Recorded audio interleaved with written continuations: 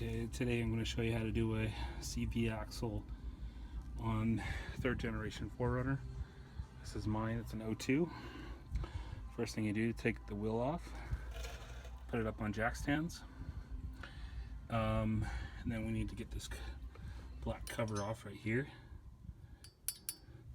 So you just use a small screwdriver, and you may want to spray it with PB Blaster or rust penetrant. But I've already had this off pretty recently, so it should come off pretty easy. You can see the problem: grease all in the inner boot. Outside of the inner boot there, it's got a hole in it somewhere. It's clicking when I'm turning too, so it's time to replace it. Yeah, so I'll show you what it looks like here. Okay, you got the cap off, it's right there. You want to undo this big nut. It's a 36 millimeter. So I have an axle socket right there, and I have an air gun. Now there's 4 bolts to the lower ball joint. I'll show you those.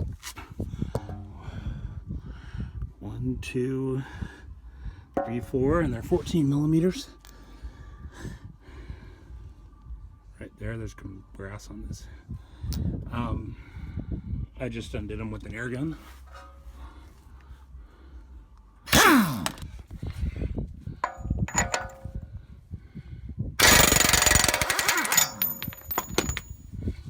Here you go.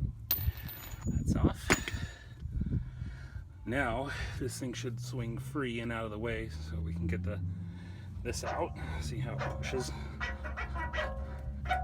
Already, and then this thing will just swing out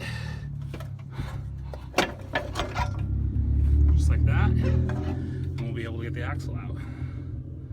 That's all there is to it. And then you have to get it out of the diff back in there, and you just use a big pry bar or big screwdriver and pry it away from the diff. You just kind of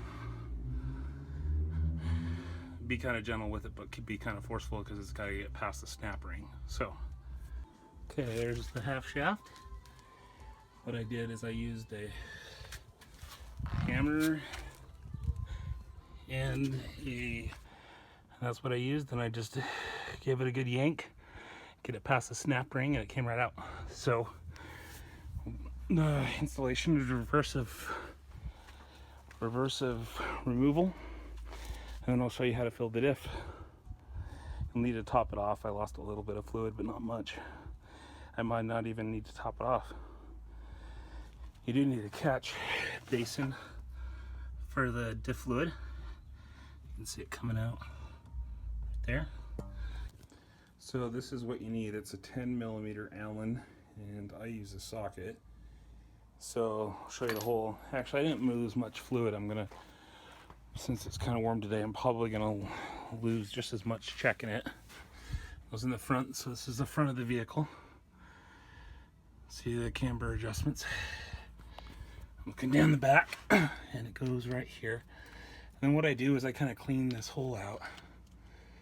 This is to check it. I kind of clean this hole out because if you don't get it all the way in, you'll strip it. That hole right there. Just undo it, make sure it's full, and close it back down. If you want to refill it, it takes 75, weight 90. I use synthetic, so I can go longer. I usually go about 60,000 miles, but you can see the CV axle's all done. It's all in. Like I said, installation is reverse of removal. Some people want to be Nazis about the torque or whatever. I'm not. I just pound the air gun and I'm done, and I check it manually.